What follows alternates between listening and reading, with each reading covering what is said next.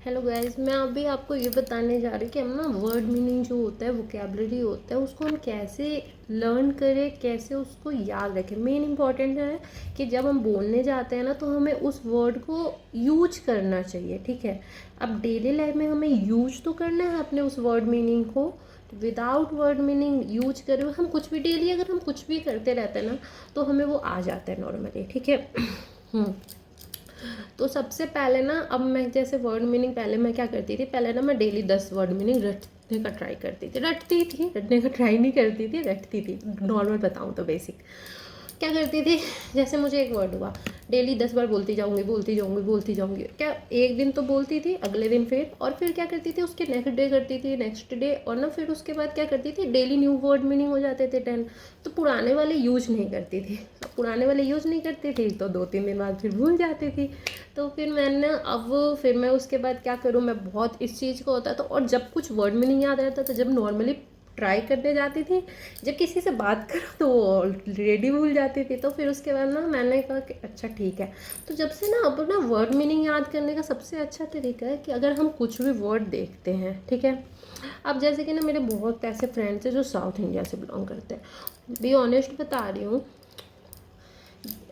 वो लोग, अगर मैं लास्ट टाइम ऑल्सो मैं विज़िट भी करके आई हूँ साउथ इंडिया, तिरुपति थे। सो वहाँ पे जो नॉर्मली है ना, जो हम लोगों का रहता है, वहाँ पे सभी लोगों को रियल चीज़ बता रही हूँ, हिंदी नहीं आता। काफ़ी मेरे ऐसे फ्रेंड्स हैं ना जिनको प्रॉपर हिंदी नहीं आता है।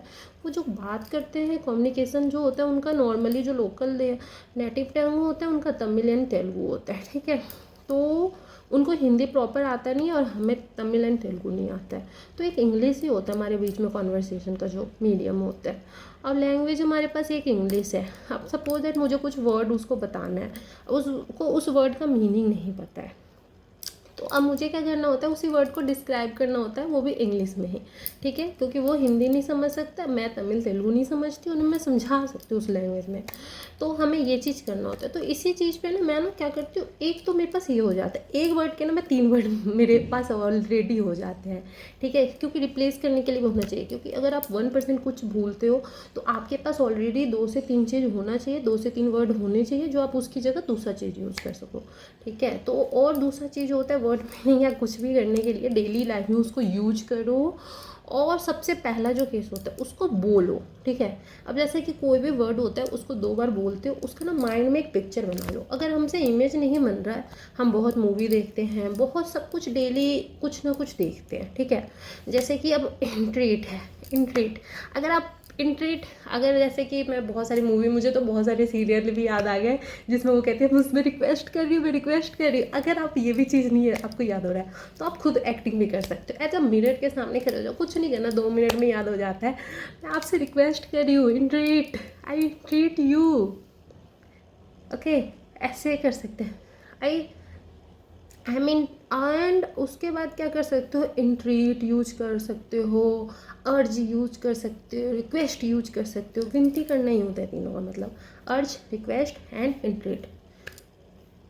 अब होता है हमारा मेल्स। मेल्स मतलब होता है हेट एंड बिटरनेस। ओके, या फिर आप उसको बोल सकते हो द्वेष भी बोल सकते हो। हेट, मुझे ना नफरत है इससे, आई डोंट लाइक इट। हम ऐसे करके इसको याद कर सकते हैं। Malice is equal to hate, bitterness. कुछ मत करो, आपने पहले माइंड में, मैं तो माइंड में बना ली मैंने जस्ट पिक्चर। ओके, हेट मतलब बहुत सारा चीज़ होता है, जैसे कि मुझे बहुत सारी चीज़ पसंद नहीं है। ठीक है, अब मुझे बहुत सारे ऐसा चीज़ें जो मुझे अच्छा नहीं लगता बहुत, तो फिर मैं क्या करती हूँ, उसको आई हेट करके मैंने उसको यूज किया। अब आई मेल्स कर सकती हूँ। मेल्स मतलब भी अच्छा नहीं लगने के लिए, द्वेष के लिए वैसे यूज करते हैं, बिटरनेस भी कर सकती हूँ। तो मैं ऐसे करके भी याद कर।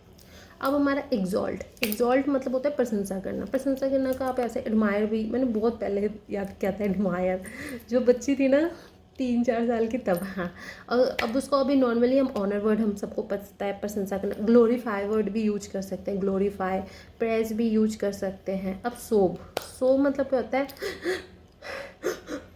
अब देखो सोब तो मुझे याद करने का ज़रूरत नहीं है। डेली लाइफ में अगर मैं कभी भी रोती हूँ ना तो मैं यही करती हूँ, ऐसे करके हम यूज करते हैं ना, सिसकियाँ लेते हैं तो उसको बोलते हैं सोब। सोब को हम बोल सकते हो, बिब भी बोलते हैं, वेल भी बोलते हैं। तो बस